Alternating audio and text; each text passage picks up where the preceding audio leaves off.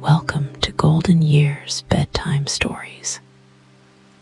Tonight, we travel to the coldest place on Earth, a world of drifting ice, endless white horizons, and a ship slowly being crushed by the frozen sea. Far from home, far from rescue. A small group of explorers faced the unimaginable. But their survival would depend on the calm resolve of one man, Ernest Shackleton, a leader who believed that courage was not loud, but steady, patient, and unbreakable. So rest your thoughts, slow your breathing, and allow this true story of endurance and quiet leadership to carry you gently into sleep. True stories, untold strength, calm voices for restful nights. There was no rescue plan, only a ship trapped in ice, and a leader who understood that reaching Antarctica no longer mattered. Getting everyone home alive did. The dream did not begin in the ice. It began far from it, in rooms thick with coal smoke and damp wool coats, where maps lay flat on wooden tables and Antarctica looked clean, white, manageable. On paper, the continent appeared empty, almost polite. Lines could be drawn across it, routes imagined, distances underestimated. Ernest Shackleton had already learned how misleading those maps were. He had been south before. He knew the cold was not just low temperature, but pressure. He knew the silence was not peace, but absence. He knew Antarctica did not reward courage or punish arrogance. It simply exposed men until there was nothing left to hide behind. And still, he returned to it, not because he believed he could tame it, but because something unfinished kept pulling him back. By 1914, the age of heroic exploration was narrowing. The world felt crowded. The poles were almost claimed. Flags had already been planted, headlines already written. Shackleton needed more than a first. He needed something that justified the risk of taking men into a place that killed without malice. So he chose an idea that bordered on madness: to cross Antarctica completely. From the Weddell Sea, through the heart of the frozen continent, to the Ross Sea on the far side. No resupply, no rescue, no retreat. A single, continuous crossing through the coldest place on Earth. He did not frame it as recklessness. He framed it as inevitability, as progress, as endurance. Men listened. They listened because the world they lived in was already hard. Work was uncertain. War felt close. Lives were narrow. Shackleton did not promise comfort or safety. He offered hardship with meaning, a chance to be tested completely. Thousands applied. Sailors, dock workers, engineers, scientists, young men looking for direction, older men looking for one last purpose. Shackleton read their letters carefully. He was not looking for bravado. He was suspicious of it. He looked for restraint, for humor, for the ability to exist quietly around others without breaking, because Antarctica did not care how strong a man was. It cared how he behaved when strength ran out. The ship that would carry them south was called Endurance. Built in Norway, thick-hulled and stubborn, designed not to fight the ice, but to survive it. Her timbers were heavy, her frame reinforced, her shape meant to rise under pressure rather than split apart. She was not fast. She was not elegant. She was practical. Shackleton trusted her immediately. He had to, because once they left the last port, the ship would stop being transportation. She would become shelter, heat, food storage, and sanity. Without her, the men would be exposed to Antarctica directly, and exposure was death. When Endurance left England in August 1914, the mood was light. There were cheers on the dock. Families waved. Brass buttons caught the sun. The men stood straight, clean-shaven, full of movement and sound. Shackleton learned just before departure that Britain was at war. For a moment, the expedition paused in uncertainty. He offered the ship and crew to the Admiralty. The reply came back quickly: proceed. And so they did, southward. At first, the voyage felt almost ordinary. The sea rolled.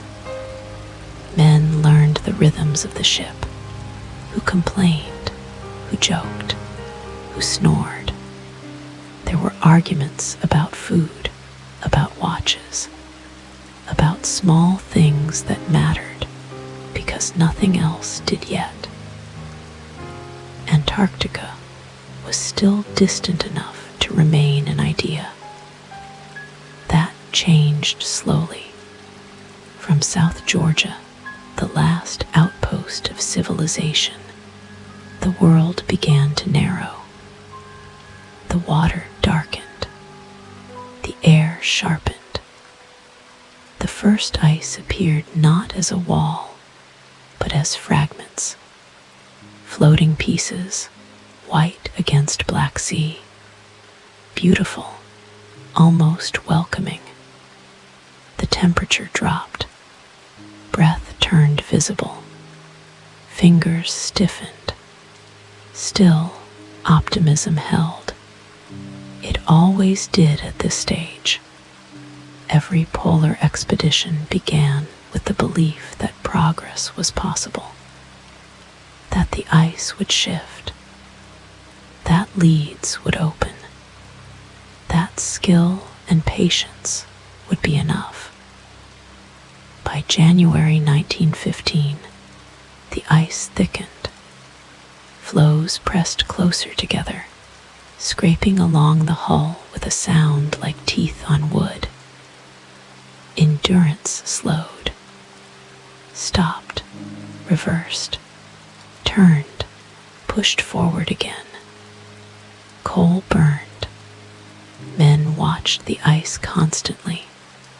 Still, Shackleton believed they could work through it. The Weddell Sea was unpredictable, but not impassable.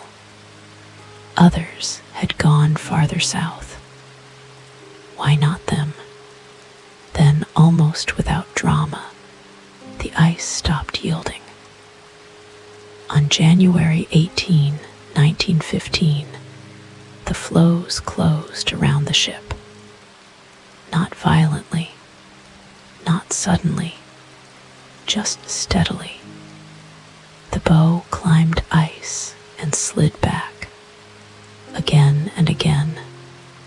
Engines strained, orders were given. Nothing changed. The ice did not crush the ship, not yet. It simply held her. At first, no one panicked. This had happened before to other ships on other expeditions. Temporary besetment. The ice would move.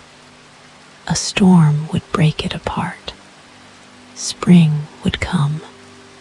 They secured the ship, reduced coal use, measured drift, took soundings. Days passed, then weeks. The Endurance no longer moved through the ice. She moved with it, carried north, then south, in slow, indifferent circles. The men began to understand something fundamental. They were no longer traveling. They were being carried. Shackleton did not call the crew together to announce disaster. He never would have. Panic spreads faster than cold. Despair infects. He understood that leadership here was not about declarations, but adjustments. He shortened risks, increased routine, introduced structure where uncertainty threatened to seep in. He watched his men carefully, who grew quiet, who grew sharp, who laughed too loudly, who stopped laughing at all. Leadership in this place meant noticing who had not spoken today and why. By February, the pressure increased. The ice rose against the hull, lifting the ship slightly. Wood creaked, nails strained. At night, the ship made sounds that no one forgot: sharp cracks, deep groans, long moans that traveled through the decks and into the body. Sleep became shallow. Dreams turned strange. The ice was no longer background. It was active, present, listening. Still, hope lingered. Men spoke of wintering in the ice and breaking free in spring. Of sledging south once conditions improved. Of next year. Future tense became a form of insulation. It kept fear at bay. But Shackleton was calculating something else. Supplies, distance, time. Every day trapped reduced options. Every mile drifted changed plans that no longer existed. Antarctica did not negotiate. It did not compromise. It waited. By March, the ship was locked completely. No leads, no movement. The ice had consolidated into a single mass, thick and unbroken. Endurance was no longer surrounded by ice. She was part of it. The men stood on deck, staring outward. No horizon, just white folding into white. A world without edges. They had not reached the continent. They had not even stepped onto Antarctica. And already, the expedition they had imagined was slipping away. No one said the words failure or loss. They did not need to. Shackleton felt the shift internally. The dream he had sold, the crossing, the achievement, the maps with bold lines drawn across them, was dying quietly in the cold. In its place, something heavier was forming. Responsibility. Every man on that ship was his. If they lived, it would be because of choices he made. If they died, it would also be because of choices he made. There would be no rescue, no outside help, only judgment, timing, discipline, leadership. The Endurance did not move. The ice did not open. There was no forward. There was no backward, only waiting, and the slow realization that Antarctica had already decided the terms. The ice did not rush them. It did not announce itself with violence. It worked slowly, patiently, the way pressure always does. By the time winter settled fully around the Endurance, the men no longer spoke about movement. They spoke about endurance in its most literal form. How long wood could bend without breaking. How long coal would last. How long a man could pretend not to be afraid. The ship drifted silently with the pack, carried wherever the ice decided to take her. Direction had become meaningless. North and south no longer mattered. Only survival did. The sun dropped lower each day until it stopped rising altogether. Darkness became constant, thick, and disorienting. Time blurred. Watches mattered more than daylight. Routine became the only structure keeping the men from dissolving into unease. Meals were eaten at fixed hours. Work was assigned even when there was nothing meaningful to do. Games were played not for entertainment, but to keep minds from turning inward. The ship groaned constantly now. Not sharp sounds anymore, those had been early warnings, but deep, exhausted noises. Like an animal bearing weight it was never meant to carry. Ice pressed from both sides, lifting the hull, twisting it, testing every joint and seam. The Endurance responded the way she was built to respond. She flexed. She complained. She held. For a while. Shackleton listened to the ship the way a doctor listens to a failing heart. He did not dramatize. He did not reassure falsely. He observed. He adjusted. He began quietly preparing for outcomes no one wanted to say aloud.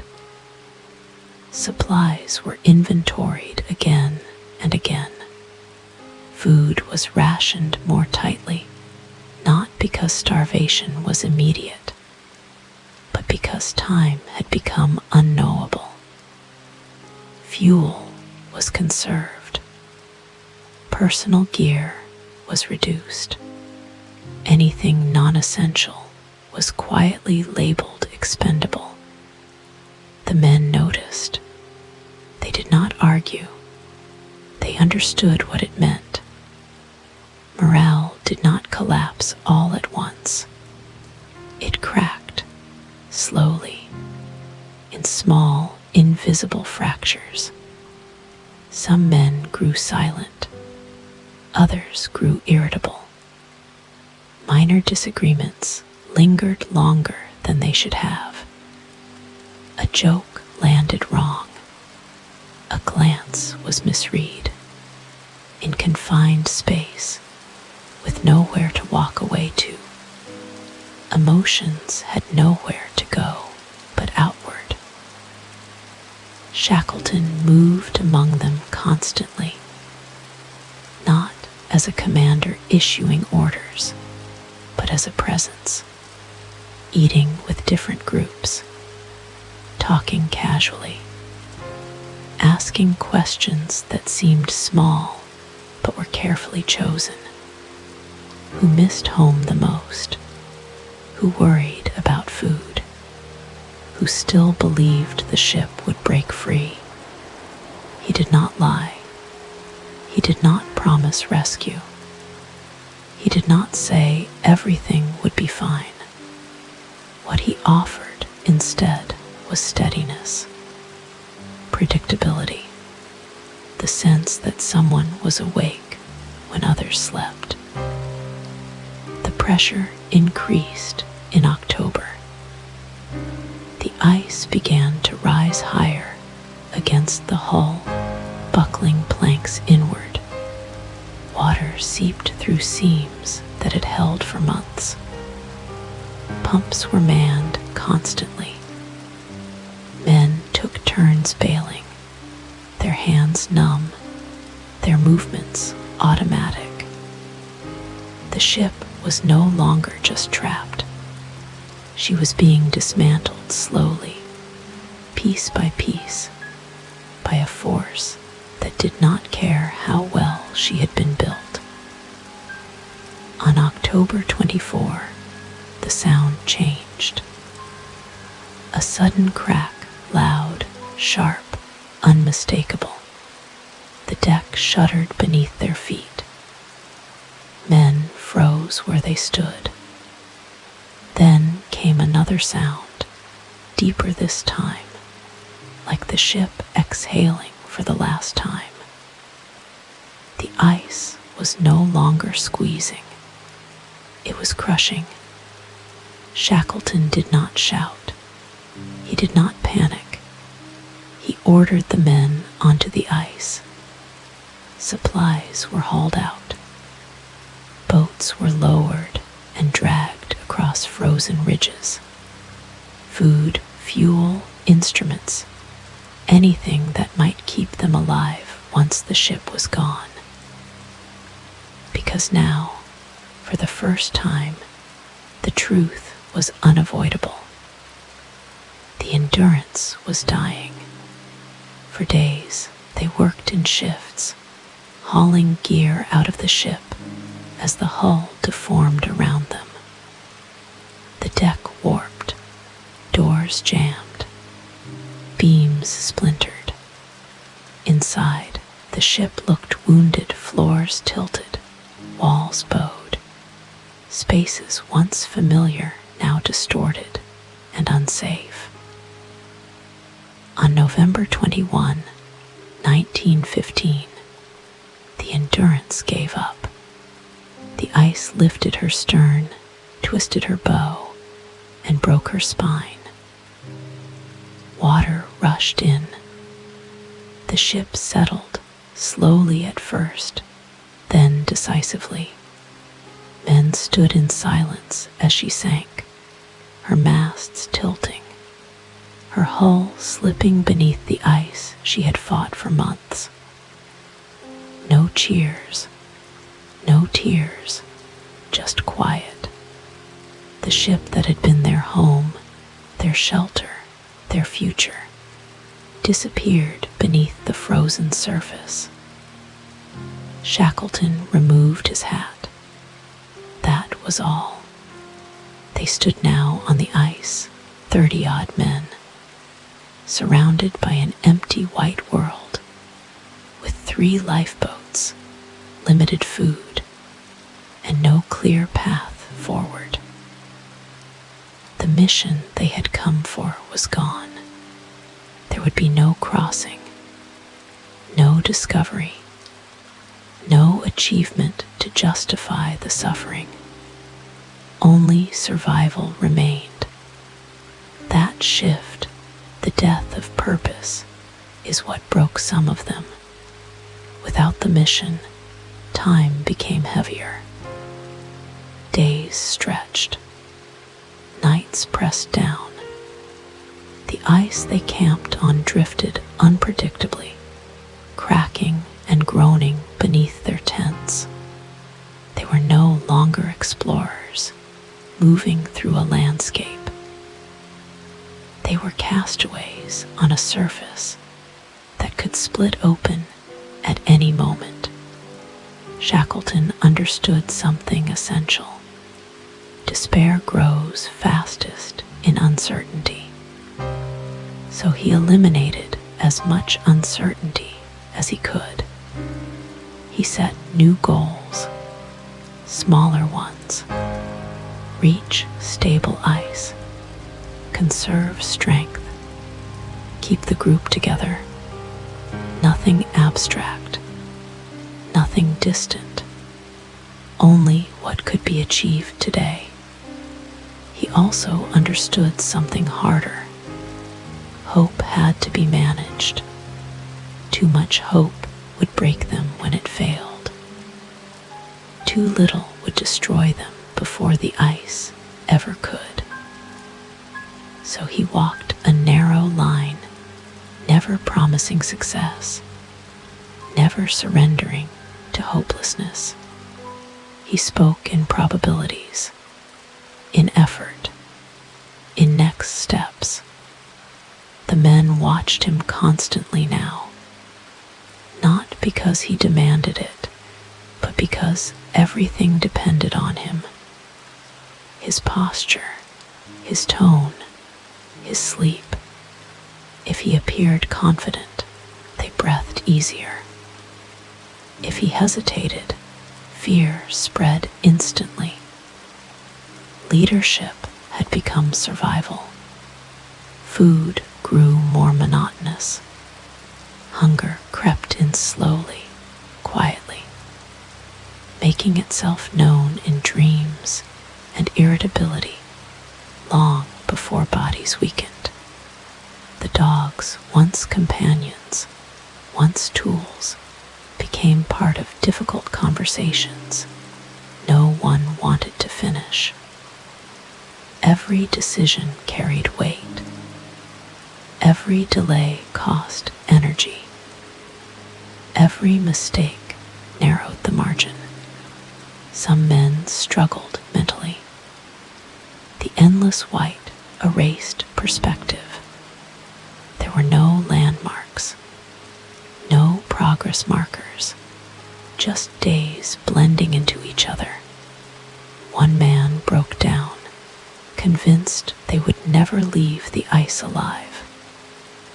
Shackleton listened. He did not shame him. He did not isolate him. He reassigned duties, adjusted companionship, absorbed the emotional cost himself. Because if one man collapsed, others would follow. Winter passed in a blur of cold, hunger, and discipline. When spring returned, it did not bring relief. It brought danger. The ice began to break apart. Leads opened unexpectedly. Cracks formed beneath tents. What had once been solid became unstable.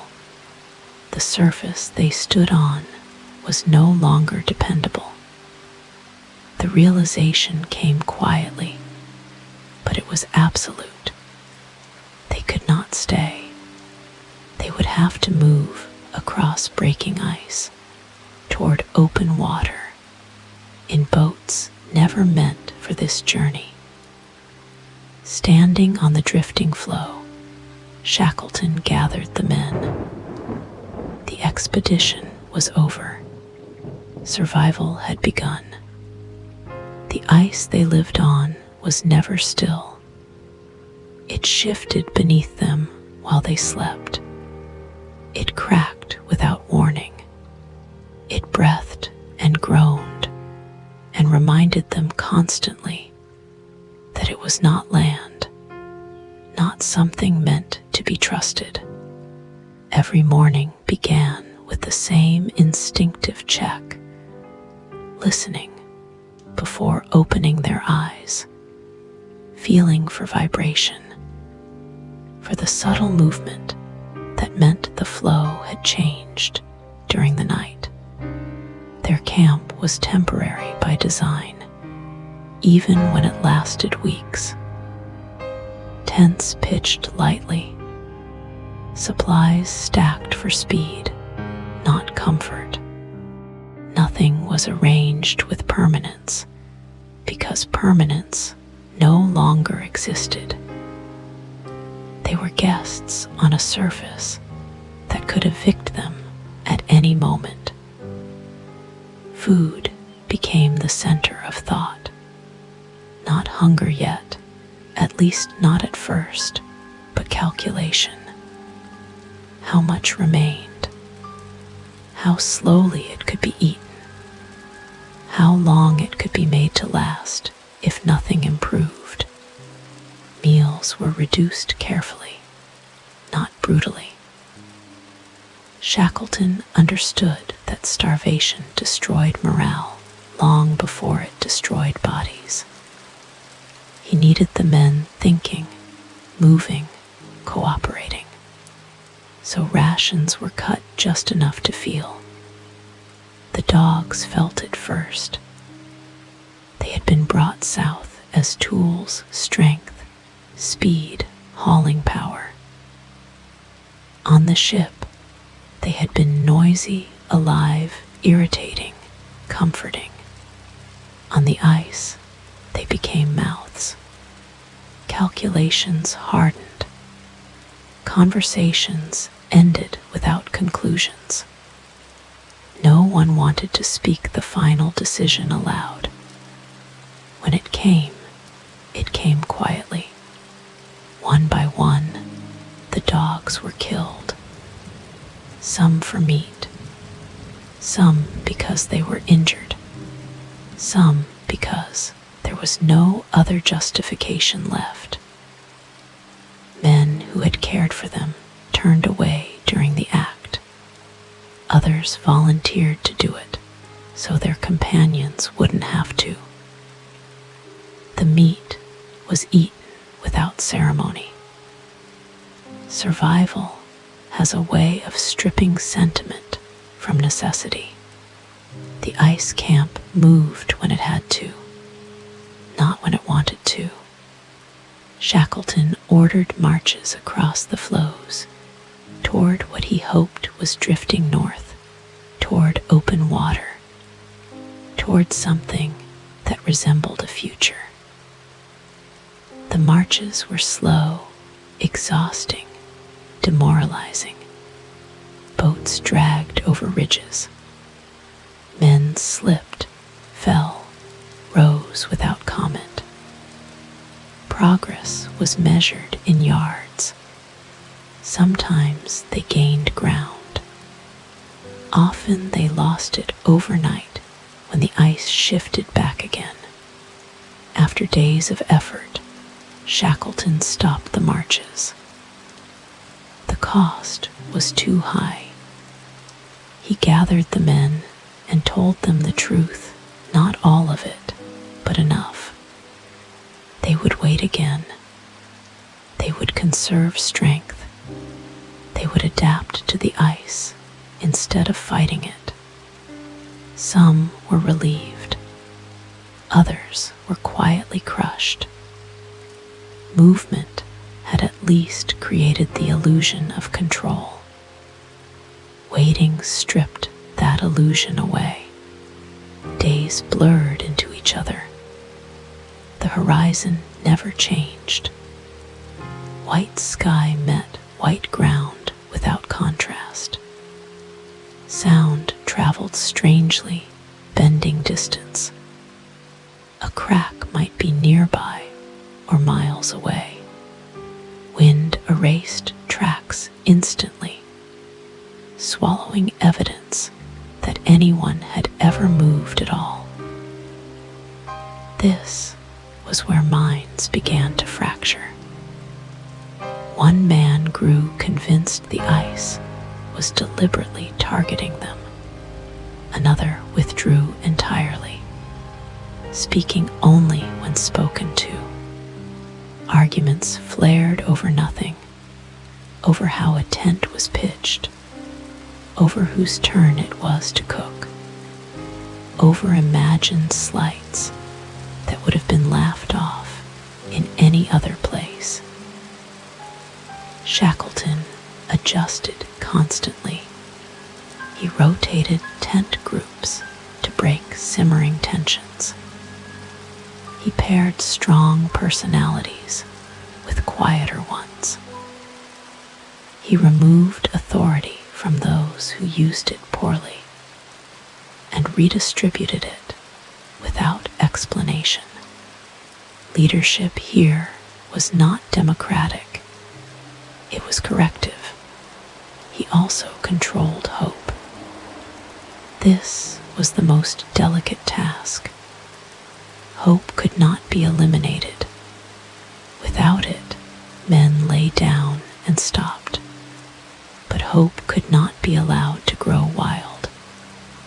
Shackleton never promised rescue, never promised success, never spoke of guarantees. He spoke instead of effort, of readiness, of being prepared for when opportunity appeared. Because if they were not ready, opportunity would pass them by without noticing. Hope had to be controlled, he understood, not promised. The ice did not care about their discipline. In late April, cracks began opening closer to camp. Thin black lines that widened overnight.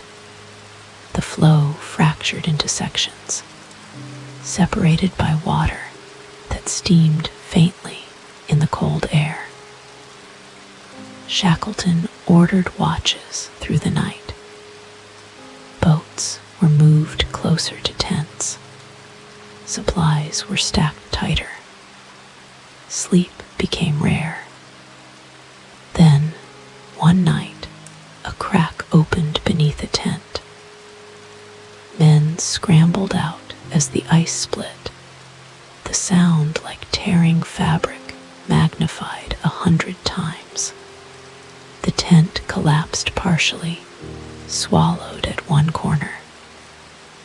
Nothing was lost that couldn't be replaced. But the message was clear. They were running out of time. Shackleton called the men together the next morning. He did not dramatize. He did not soften it. The ice was breaking up faster than expected. They could not wait for it to stabilize. When the next major split came, they would launch the boats ready or not. The boats were small, open, never meant for sustained ocean travel. They had been designed as lifeboats, not salvation, but they were all that remained. The men prepared with the dull efficiency of exhaustion.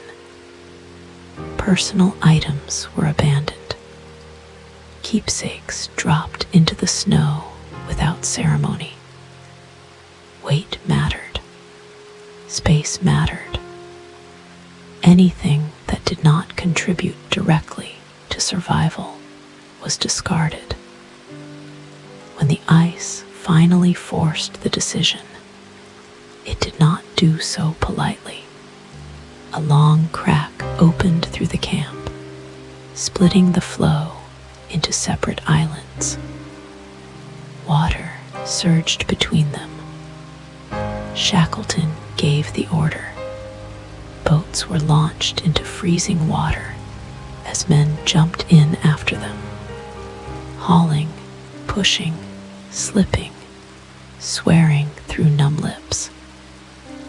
There was no hesitation left. They were leaving the ice. Behind them lay months of endurance, cold, hunger, discipline, and restraint.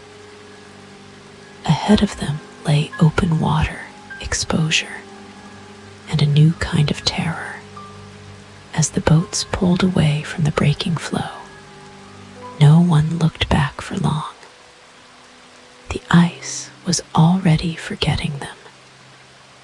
The sea was worse than the ice.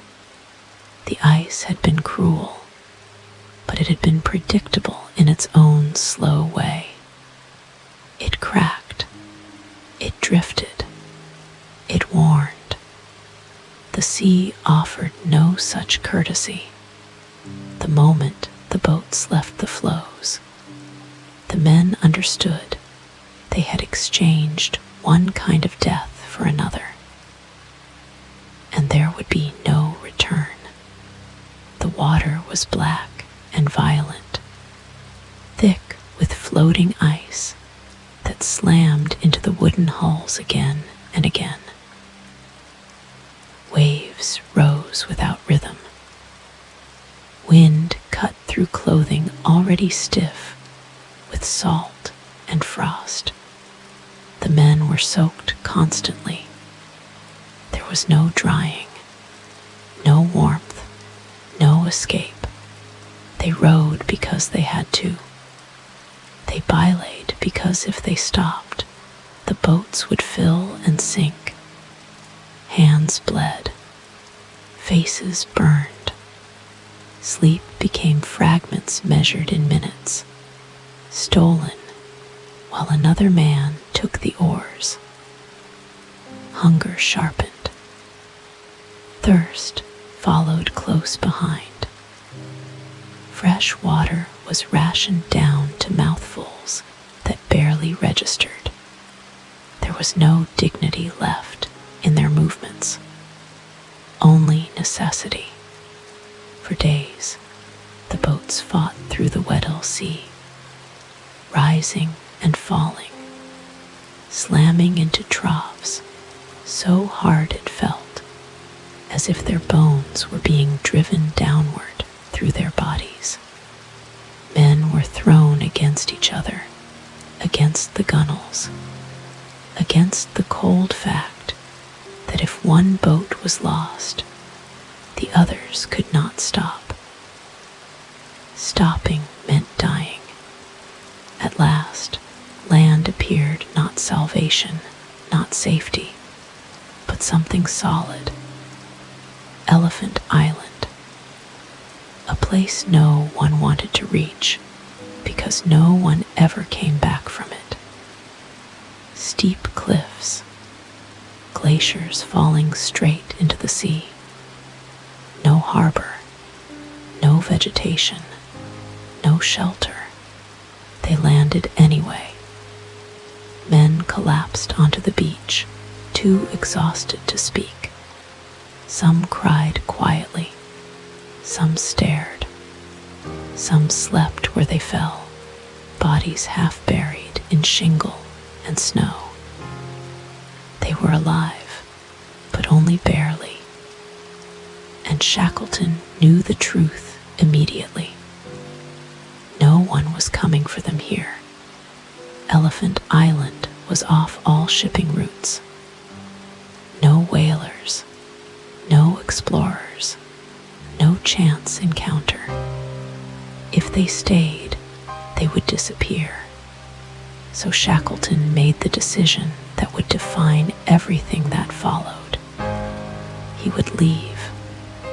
Not abandon them, but leave them behind. He chose 5 men, the strongest, the most resilient, the ones he trusted not just with skill, but with temperament. He did not choose friends. He chose survivors. The boat was modified as best they could. Raised sides, reinforced seams, a deck built from scraps to keep out the worst of the sea.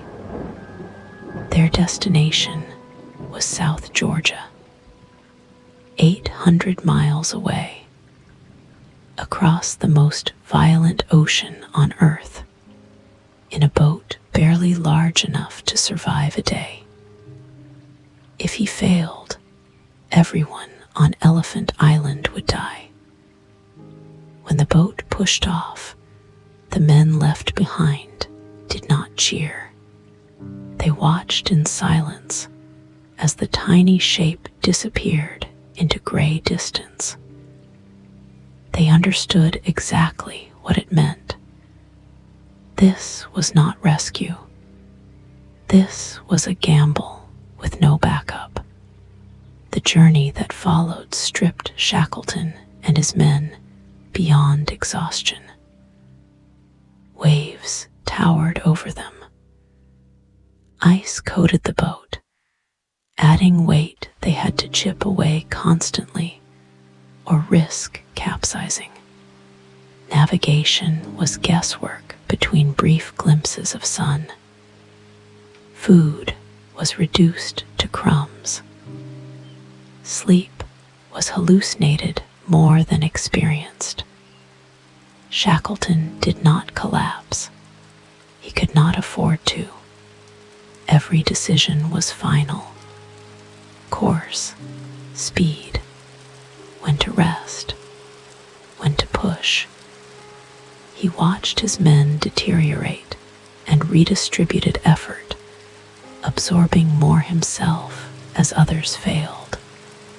Leadership here was not inspiring speeches. It was standing watch when your body begged to lie down and stop moving forever. After 16 days at sea, South Georgia appeared out of the storm like something imagined. Mountains rose suddenly from the water, too steep, too solid to be real. They landed on the wrong side of the island, the uninhabited side. No whaling stations, no help. And still, they were closer than they had ever been. 3 of the men were too weak to continue. Shackleton left them sheltered as best he could and set out across the island with 2 others. No map, no equipment for mountaineering, no food beyond scraps, just forward motion. They crossed mountains no one had ever crossed, slid down ice slopes blindly, climbed ridges where a single slip meant disappearance. They moved for 36 hours without sleep, driven by one thought alone. If they stopped, the others died. When they finally staggered into the whaling station, the men there did not recognize them as human at first. Bearded, hollow-eyed, reduced to something raw and shaking. Shackleton asked for help immediately, and then began the waiting again. Rescue attempts failed. Ice blocked ships. Weather turned them back. Each failure tightened the clock around the men still stranded on Elephant Island. Shackleton did not break. He tried again and again, until at last, months later, a ship forced its way through. When Shackleton stepped onto the beach and counted heads, he did not speak for a moment. Every man was there. They did not conquer Antarctica. They conquered despair. Crossing South Georgia was not a journey. It was an act of refusal. Shackleton, Tom Crean, and Frank Worsley moved like men already beyond their limits. bodies operating on something deeper than strength. They had been awake too long. They had eaten too little. Their clothes were stiff with salt and ice. Boots were worn thin, offering no real protection against rock and snow. But stopping was not an option, because stopping meant accepting an ending they were not willing to allow. The mountains did not offer paths. They rose sharply, jagged and unfamiliar, a maze of ridges and glaciers no one had ever mapped. Crevasses yawned open beneath thin snow bridges. Slopes dropped away into nothing. At times they slid blindly, using gravity as a tool, knowing it might kill them, but also knowing delay would kill others. They did not speak much. Speech required energy. Decisions did not. They climbed. They fell. They climbed again. When night came, they did not stop. They could not risk losing momentum. Shackleton calculated constantly angles, distances, daylight, exhaustion. Leadership here was not about reassurance. It was about moving first, taking the risk himself so the others could follow. After 36 hours without sleep, they heard something impossible. A whistle, not wind, not ice. A human sound. It stopped them cold. They stood there, 3 figures balanced between mountain and collapse, listening. The sound came again, machinery, civilization, proof that the world they had left months earlier still existed.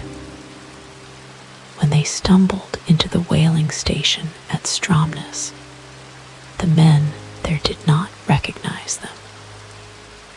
These were not explorers. They were remnants, beards matted, eyes sunken, skin cracked and burned. Shackleton spoke simply. "My name is Shackleton." Help followed immediately, but relief did not. Not yet, because the hardest part still lay ahead. The men on Elephant Island were still waiting. Shackleton did not rest. He did not celebrate survival. Within days, he was planning rescue. The first attempt failed, ice too thick. The second failed, engine trouble. The third failed, weather closing in again. Each failure tightened the grip of time. Winter was coming back. Supplies on Elephant Island were limited. Every delay increased the chance that someone would break, physically or mentally. Shackleton absorbed the failures quietly. Publicly, he remained steady. Privately, the pressure was crushing. He did not allow himself the comfort of imagining success until success was real. Hope, again, was something to be controlled. Finally, on August 30, 1916, nearly 2 years after the Endurance had first become trapped, a small Chilean tug forced its way through the ice. Shackleton stood at the bow as Elephant Island came into view. Snow-covered, silent, unchanged, he scanned the beach and saw movement, figures, men, alive. When he stepped ashore, he did not give a speech. He did not apologize. He did not explain. He asked one question. Are you all well? Every man was accounted for. Not one death. In an environment that had erased ships, shattered plans, and crushed certainty, all of them had survived. Not because they were stronger than Antarctica, not because they were lucky, because leadership never let despair become policy. They did not cross the continent. They did not plant flags. They did not redraw maps. What they did was harder. They kept each other alive when survival seemed unreasonable. They endured hunger without turning on one another. They endured fear without surrendering to it.